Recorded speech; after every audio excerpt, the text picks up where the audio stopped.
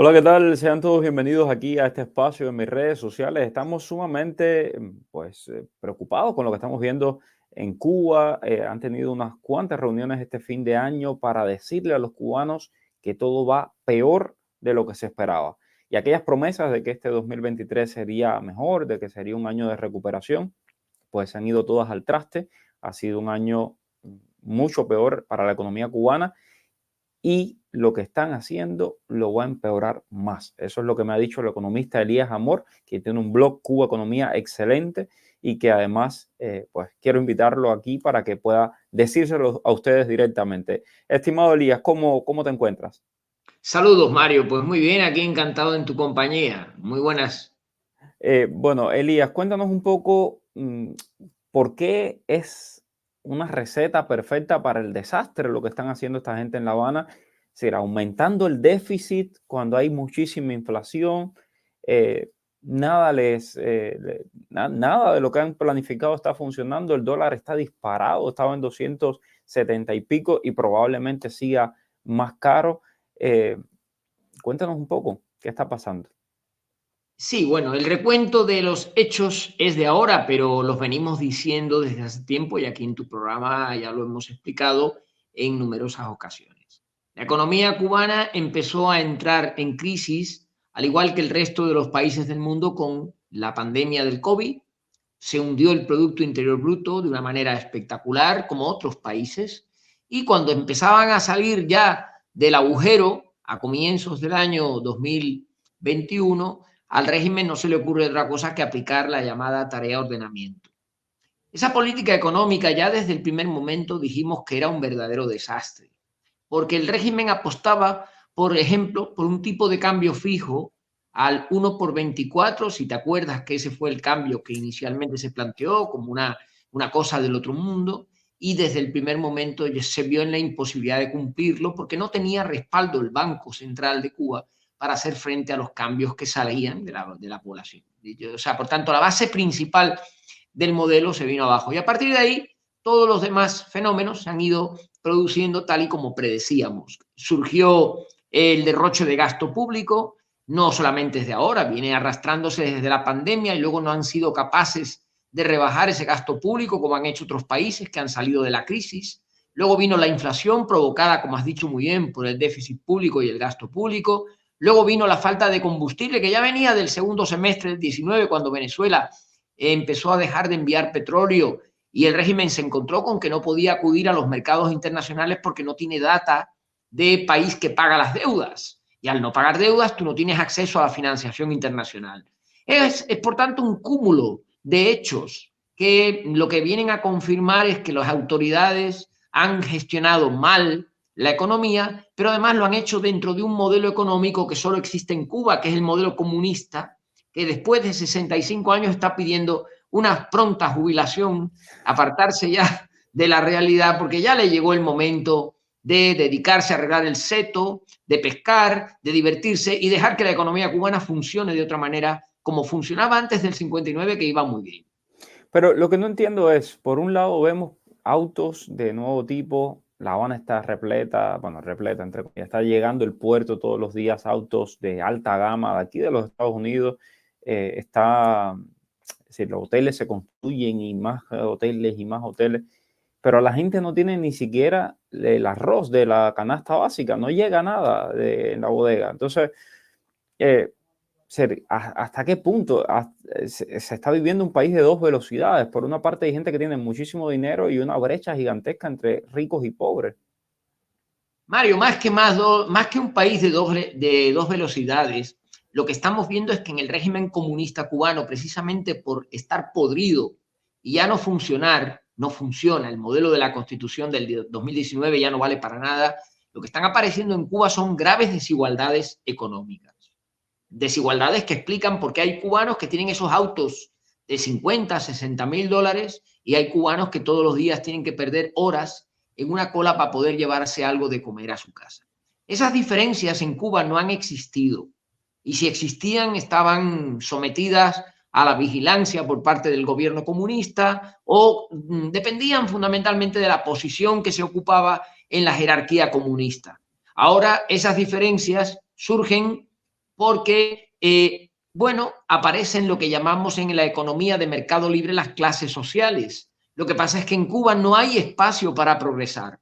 El sistema económico no permite que esos pobres indigentes que están en las colas esperando que algo les corresponda puedan mejorar y alcanzar posiciones de solvencia. Y esos que disfrutan de esos autos nuevos, en su mayoría, se benefician de contratos, privilegios, coimas, corruptelas que emanan del gobierno.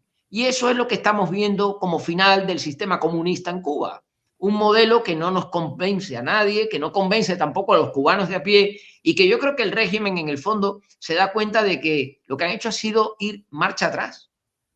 Y justamente te quería preguntar acerca de estos que les va un poquito mejor, los famosos MIPIMeros, ¿no? Las famosas MIPYMES y demás. Primer lugar, el régimen no acaba de liberar de que los cubanos en el extranjero puedan tener MIPYMES. Eso no acaba de pasar. Segundo, ahora están intentando pues regular todavía más a las MIPYMES. Esto es como ponerles más camisas de fuerza, ¿no? Y tratar de sacarles más dinero. Se dan tiros en el pie constantemente. O sea, hoy tú me comentabas en la radio y decías, bueno, están echando gasolina al fuego con todo esto de la inflación, aumentando el gasto público. Están yendo en sentido contrario de lo que tienen que hacer. ¿Qué locura es esta? Bueno, tú lo estás describiendo perfectamente. Las MIPYMES es una buena idea. Yo nunca me opondré a las MIPYMES. Al contrario, las defiendo.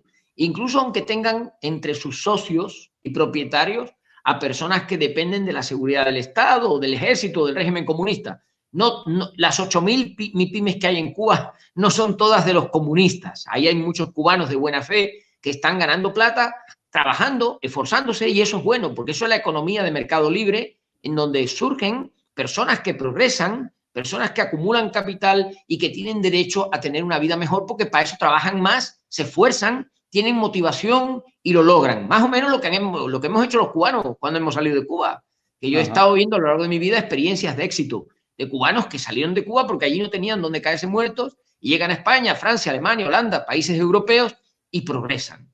Eso el cubano en su tierra no lo puede hacer. Y yo creo que las MIPYMES son un ensayo tímido que el régimen creó porque no le quedaba otro remedio. Ahora dice que las quieren controlar, que las quieren someter a las directrices de los lineamientos, que eso es la barbaridad más brutal que uno se pueda imaginar, porque a la pyme no se le pueden poner límites. La pyme lo que hay que hacer es protegerla y ayudarla para que prospere, para que progrese, para que acumule capital, reparta beneficios, genere puestos de trabajo, riqueza, que es la base de la economía de mercado. En ese sentido, bueno, pues si el régimen considera que debe de frenar el desarrollo de las MIPYMES, pues lo que va a ocurrir es que dentro de unos años muchas de esas MIPYMES acabarán cerrando, dejando de producir y causando un perjuicio a la economía cubana. Yo creo que, en definitiva, lo que ellos quieren conseguir. Elías, y finalmente el dólar. ¿Hasta dónde va a llegar el dólar? Está en más de 200. Aquí estoy viendo el tipo de cambio de hoy, 273 pesos por un dólar. ¿Hasta dónde va a llegar? Pues es difícil saber hasta dónde va a llegar. A mí me han ido preguntando cuando el dólar estaba a 60 y cuando luego el dólar estaba a 100, ¿hasta dónde va a llegar, Elías? Y yo en aquel momento recuerdo que dije, va a subir hasta 200. Y la gente me decía, pero ¿cómo es posible, no? En aquel momento era fácil saber que se iba a devaluar en la mitad de su valor, porque el dólar estaba muy fuerte y había una gran demanda de dólares. Conforme los cubanos salen de Cuba y necesitan dólares para poder salir al exterior, tienen que comprar dólares cambiándolos por pesos cubanos. Pero ahora ya no solamente hay esa demanda. Ahora, para comprar en las tiendas de productos, por ejemplo, agrícolas, agropecuarios, hay que comprar los abonos, los fertilizantes, los aperos, hay que pagarlos en moneda libremente convertible. Eso significa que el guajiro que vende la producción de ñame acopio tiene que cambiar esos pesos cubanos por dólares para poder luego después comprar los fitosanitarios o los aperos que necesita. Y el niño que quiere un juguete también lo tiene que comprar en dólares. Y la persona que se quiere dar un gusto un fin de semana con lo que le manda la familia del extranjero, pues también tiene que pagarlo en dólares. Es decir, hay una demanda de dólares muy superior a la que hay de pesos, porque los pesos no sirven para nada. Y lo que hay en Cuba es que usar dólares para poder acceder a una serie de bienes y servicios que están solo accesibles en la moneda fuerte. Bueno, mientras que eso ocurra y el régimen no haga nada, pues lo normal es que el dólar siga ganando posiciones con respecto al peso cubano, o dicho de otra manera, que el peso cubano se siga devaluando o depreciando con respecto no solo al dólar, sino con todas las monedas, porque es una moneda en la que los cubanos ya no confían, y este nuevamente es otro recuerdo que nos lleva a los tiempos difíciles del periodo especial, cuando el peso cubano prácticamente murió y tuvo que crearse el CUC para compensar aquella caída y evitar la dolarización de la economía. Los comunistas, como ves, van repitiendo siempre los mismos errores. Ahora tienen el MLC por el CUC, que es más o menos lo mismo. Sí, efectivamente. Lo que el MLC no es una moneda de cambio, como el CUC, que era una moneda de libre circulación en la economía cubana y funcionaba como el peso cubano. El MLC solo vale para comprar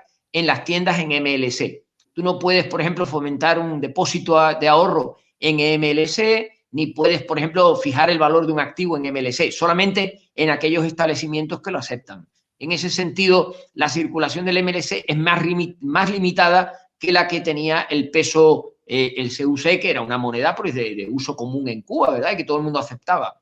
En ese sentido, bueno, pues como digo, esta gente tropiezan varias veces con la misma piedra y no son capaces de salir del agujero en el que se encuentran. Bueno, tanto nadar para morir en la orilla y tanto tiempo para darse cuenta que realmente lo que están haciendo es un desastre y que no va a solucionar el problema de Cuba y que no va a mejorar el problema de Cuba mientras sigan empeñados en repetir exactamente lo mismo. Gracias, Elías Amor, por tus análisis. Ya saben, Cuba Economía, revisen ahí. Excelente el blog. Un fuerte abrazo. Gracias, un abrazo. Dime cuál es el periodista que está en el boom. Es Mario Rincón. El periodista que te trae toda la información. Es Mario Rincón. El periodista de la radio y la televisión. Es Mario Rincón. Habla de temas cubanos, hasta de migración. Mario Rincón. Oye, dale, conéctate y comparte. Déjame un like. Dale like y comparte. Dale, conéctate y comparte.